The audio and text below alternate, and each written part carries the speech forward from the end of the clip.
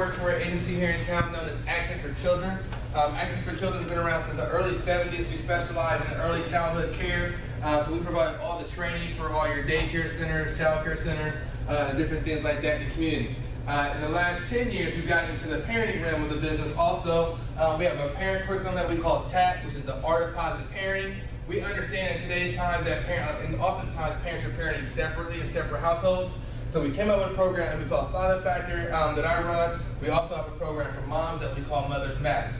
Within the program, we do everything from child support assistance. So if you guys need assistance with child support, you can come to the program, and whether it's getting lower, whether it's dealing with arrearages, whatever the issue is with child support, we take care of that. We also do parenting time. So if any of you struggle with seeing the kids the amount that you would like to, or if you struggle seeing them when you want to, we also take you through parenting time, the court process to get your fair amount of parenting time. The core of the program is parenting skills. So we're going to talk a little bit about those parenting skills today, some different skills that we use within the process. A little bit about my personal story. Personally, my father was incarcerated from the time I was 13 to the time I was 22. So as a child, I kind of know a little bit what that feels like, having that parent that's incarcerated and going through that journey. I also have 3 boys of my own. My boys are 20, 10, and 3. And through raising them, I've had challenges. I've been to court for child support. I've been to court for the custody, the whole 9 yards. And a lot of what I do is help you guys understand how to navigate those different institutions. Carlos, if you would introduce yourself, please, sir. Okay, my name is Carlos Christian. I'm the founder, president of the Starts Within organization. We currently go inside the institutions and get guys prepared before they get released for 52 weeks before they get released. Me, I myself was incarcerated. I did 10 years inside a Marion Correctional Institution, so then that means from 19 years old to 29, I was incarcerated. From 13 to 19, I sold drugs. My son was 3 months old when I got incarcerated, so I built my relationship with my son when I was inside of the penitentiary. I did some things that was critical for me to be able to establish the relationship with my son. So when I came home, my son was saying, you know what, hey, Dad, I'm ready to roll with you. Let's make it happen. So then he was telling his mother that made it less, it took down some of the resistance as far as that is concerned. I currently have custody of my son. He's 17 now. I told him that I wasn't able to get him his first tricycle, his bike, or anything like that, but I've been able to get him his first car and make sure that he has his license at 16. Well, he's 17, but he had his license when he was driving at 16. Just a beautiful thing, just to be able to be there with him and things like that. So my main thing, why I'm doing what I'm doing, is because what made me change around and what made me turn around is the love for my son. I wanted to be a father, and I didn't want him to end up like I ended up. Where I was at, I didn't want him to end up where I was at. So I needed him to skip that. And for him to be able to do that, I had to get the direction so I can give him the direction. How many of you guys have ever seen The Wire? You guys ever seen the TV show The Wire? Anybody ever seen The Wire? Never seen The Wire? If you ever get a chance, I definitely challenge you to check out The Wire. It does a great job of depicting kind of what goes on in the street life, what goes on behind the scenes with the criminal world, what happens in the police force, the school system. Kind of each season kind of breaks down a different institution. This gentleman here, his name is Trey Chaney. He plays a character in The Wire named Pooh. Plays one of the corner boards. This is a music video he did last summer, and I want to share this with you guys as we begin this discussion.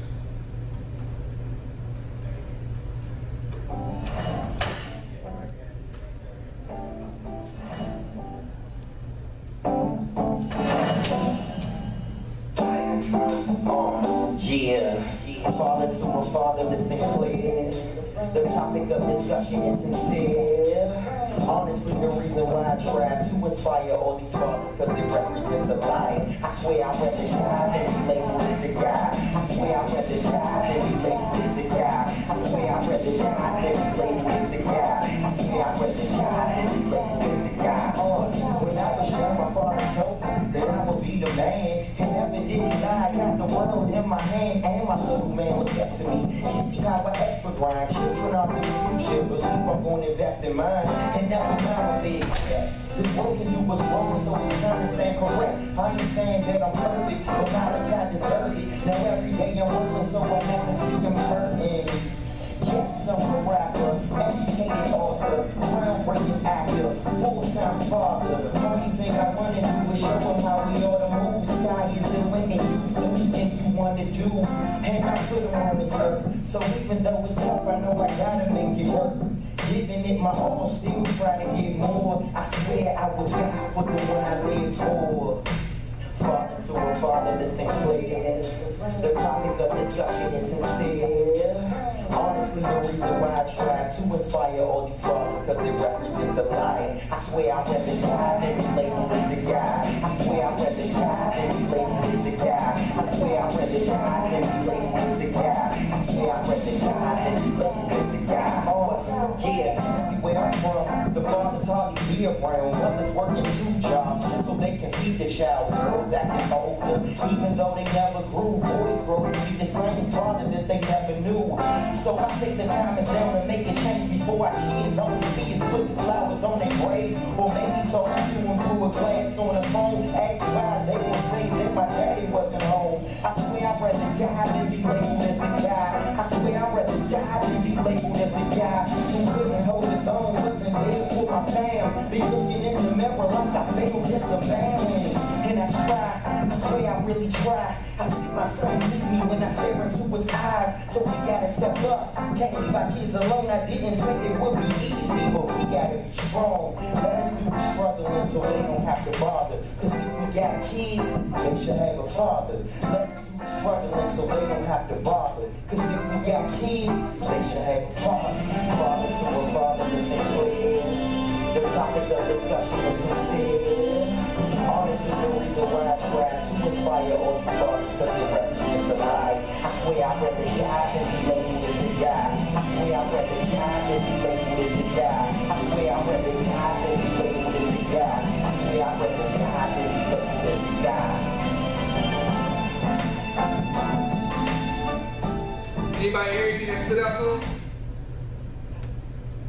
Anybody hear anything that he said that stood out to him? Jumped out to him? The whole thing was hard to me. It was all relatable to me, like for as becoming the father that you never knew. Absolutely. Absolutely. The phrase that the first time I heard it, what stood out to me is just in conviction he says, I'd rather die than be labeled as that guy who didn't take care of his kids. That no matter what I do in life, you're not going to put that label on me. Everybody heard that deadbeat dad? Anybody ever heard that before? He refuses to be called that. Another thing I like about the video is the generational piece. You've got your son on his left, his grandfather on his right, and his dad standing in the corner. And it just shows the power of having that lineage and having that legacy and being able to understand and know who you're connected to. This young guy got all 3 to learn from. He's got dad, he's got grandpa, he's got everybody to learn from. And that's something we want to make sure that we start bringing to our communities. It lasts. So many of us who grew up without dads, let alone granddads, you know what I mean? So we want to make sure that we keep our youth connected to that lineage and are able to pass on that legacy. Oftentimes when we say legacy, we think about financial legacy, but there's a whole lot of legacy that goes along with that. The social legacy, everything that you stand for as a character, you pass that on to your seeds, okay? Talking a little bit more, as I expressed with you earlier, my father was incarcerated much of my life. It says youth in father-absent households still have significantly higher odds of incarceration than those in mother-father families. Youth who never had a father in the household experience the highest odds. As you said, you grew up without your dad. You had to figure it out on your own. You didn't have that example. You didn't have that model when that child was born. I can remember when I was 19, I had my first son, and I'm looking at my grandfather. My father's incarcerated. Looking at my grandfather, I'm like, dude, I don't know how to do this. I don't even know what a dad looked like. And my grandfather, this is all my grandfather told me. He said, do everything your father didn't do. I was like, that's it? That's all he gonna give me? That's it? However, that's all I've done. I've done exactly that. I've been to every football game, showing up to schools, making sure I'm shaking the principal's hands. The little things that my father wasn't there to do, I stepped in and did those things. I've already become a better father than what my father never was. Okay, you guys follow me? It's about, what, you gonna say something there? No, I'm listening. It's all about, filling that void. Now, as me as a kid, that was my experience. I want Carlos to kind of jump in here and share a little bit of his experience as far as being, that father coming home from incarceration and that transition. Go right ahead. First of all, I think that we got to get that out there. It's like, what type of father do you want to be? Like, when you have your idea of what a father is, what image is that? Are you asking? Yeah, that's a question, most definitely. Just being there, just being a role model, provider, you know what I'm saying, to the child, or I've been basically like a friend, somebody you can come to, confide in, talk to, like that. Okay, so being there, okay, so what if I'm there, and what if I'm there, I'm there and I'm shooting dice, and I'm selling drugs, I got guns all around, I'm there, but I'm doing all of this stuff too, right?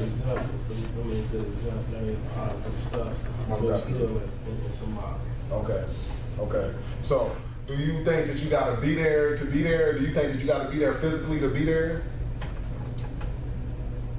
Nah, you don't have to be there physically to be there, but I think it has a strong impact.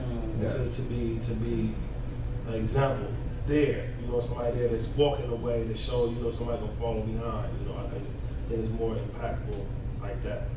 Just over words speaking. Ain't no doubt. So one thing that I realized, like coming home and transitioning back into society, I realized that what I'm doing has an effect on my child, and that means that when I'm talking to you and you don't even know my child, but I'm talking to you and I'm kicking it with you or whatever may be the case, how you receive me, it has something to do with my child. It's a possibility that you might have an opportunity for my child down the line, and you see my child and you're going to attach my child to me because I showed you good character. So I don't even have to have my child around me, but I still got to look like a dad. That's what I realized. It's like no matter where I'm at, I got to show dad. That is important. That is important. So making that transition is no joke. I mean, coming from the institution, but what helped me was, like I said, was what I did when I was inside. Making sure that I sent letters home, making sure that I sent commissary, and you inside right now. So these are some of the things that you can do while you are inside, like sending candy home. I send candy home for special holidays. That means I went to the commissary, sent $15 worth of candy, and used $5 to send it home to my son. That means that I didn't get no tuna. That means I didn't get no soups that week. That means I didn't have no commissary that week. That means I didn't have no coffee and Kool-Aid, no Black and Milds to smoke. I had to sacrifice. So that's one of the things that I realized is that with children, it's sacrifice. If you ain't sacrificing, you ain't loving, and they can read it too. And then it's time.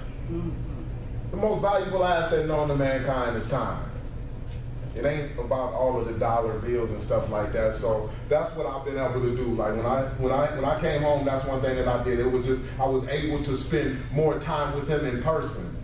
Like me and him, Bill, we going to the go-karts and racing and stuff like that. That stuff is quality stuff. Brother Will, will you read that slide for me and stop at the first period, please? All right. An unmarried female who gives birth to a child is the sole residential parent and legal custodian of the child until the court of competent jurisdiction issues are in order designating another person as the residential parent and legal custodian. Okay, stop there. So let me ask you guys something. What does it say about that? Somebody tell me what it says about that. It's non-existent pretty much. It didn't say nothing. That's exactly the point. It says absolutely nothing about that. This is what the law book says. This comes directly out of Ohio Revised Code 3109.042. It says if you're not married to mom, you have a kid.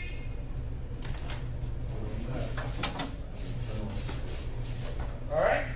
The key word, the key thing I want you guys to see here, it says, until a court of competent jurisdiction issues an order designated as a person. You can get that right. I'm not saying it's fair. I'm not saying we live in a perfect world. But yes, you have to go through a process to be considered dad. You are nothing more than a sperm donor until you go through this process. Okay? Starts with paternity. You got to establish a paternity. Usually, most people do that through the child support system, doing a DNA test. There are some other ways to establish paternity. You can assign paternity affidavits and things like that, but that's step number one. Step two, up from that, is to go and get legal parenting time. I hear guys all the time, I got to call and ask mom if my son can come over. I got to call and see if he can do that. I got to call and see. Stop calling and asking to do anything. Get your legal visitation rights. You know, Friday at 6 o'clock, it's your time. You ain't got to pick up the phone, you ain't got to call nobody. All you got to do is show up at 6 o'clock, ding dong, that's it. That's all you got to do. But there's a process to get there, okay? If you guys need help with that, come see us, we'll definitely help you with that process. Gee, and I just want to like drill that home because that is important. And a lot of times people say, you know what, there's no kind of beef between me and my child's mother, so I don't need to go down there and establish that stuff in the court. But I still encourage to do it because you don't want to be in no place where you don't have no rights or no say-so over your child. Like you want to at least, that's the only thing I say is just 50%. And I had to face it head on. You know, my child's mother, when I came home, I said, you know what, why is he up there in Lorain County and school is down here and I'm coming to pick him up on Monday? She said, I've been doing this for 10 years and you're going to sit up here and try to tell me about don't worry about coming to pick him up no more. And I say, what, you tripping? So then I say, okay, well, I'm just going to continue to do what I do. I picked him up from school, and then I took him back to the house. She sent the police over there to the house, and the police said, he got to come. He's like, do you have any kind of visitation orders or anything like that? I said, no, I pay child support. Child support is not relevant. So, To parent, you talking. So I had to establish that in the court. So then that's when I went to the courts and I established shared parenting, and then she ended up signing custody over to me. But that's something that is critical. Like if we are going to be there for our children, then we have to make sure that we cannot be easily moved by somebody's feelings. Absolutely, absolutely. Establish a legal connection to the child. Let me share another example with you guys. Don't wish this on anybody, but hypothetically speaking, say if your child and the mother of your child is off on vacation, they're in a bad car accident, they're both on life support. Who makes a decision about your child and whether or not your child gets to stay on life support? Who makes that decision if you have not gone through this process? Who? By her mother. Exactly. It's the maternal grandparents. You could be standing right there. The doctor be like, what would you like to do, Grandpa? You don't matter because you haven't been through the process. Okay? Make sure you establish your legal connection. When there is father absence, a child is more likely to drop out of school, encounter difficulties with legal authorities as juveniles and adults, suffer from mental illness, suffer from substance abuse, more inclined to a life of poverty, and can fall prey to a whole host of social maladies.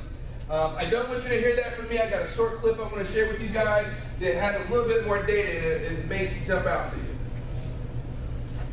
I want to talk to you about the effect of fatherless home. Do you think a father missing in the home is a problem? Or do you think it's not? There's a balance, but if the father's missing, I'm going to give you some stats. Not coming from me. I'm going to give them to you. I want to read them to you. 63% of youth suicide are from fatherless homes. 63%. 80% of rapists with anger problems come from fatherless homes. Children with fathers who are involved, they check this out, 7% are less likely to drop out of school. 7% of fathers that's involved are less likely to drop out of school. Now look at this one. 75% of all adolescent patients in chemical abuse centers are from fatherless homes. 75%. Hold on to your hat. I got some more. I know you're sweating right now because you don't want to hear these, but I'm gonna give them to you.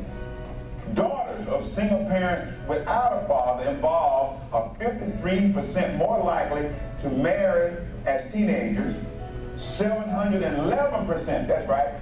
711% are more likely to have children as teenagers, and 164% more likely to have a premarital relationship, and 92% more likely to get divorced even if they do get married. 90% of homeless and runaway children are from fatherless homes. Is that enough to make you up? I'm not through yet. 71% of pregnant teenagers lack a father. Did you hear that? 71% of pregnancy are from fatherless homes. Do you think not having a father in the home affects our next generation? Anybody hear any statistics that jumped out to them? That stood out to them? Anybody surprised by those statistics? No. You're not surprised? Let me give you another one. A few years back, ODRC did a study of all this death row. No or a negative relationship with their dad.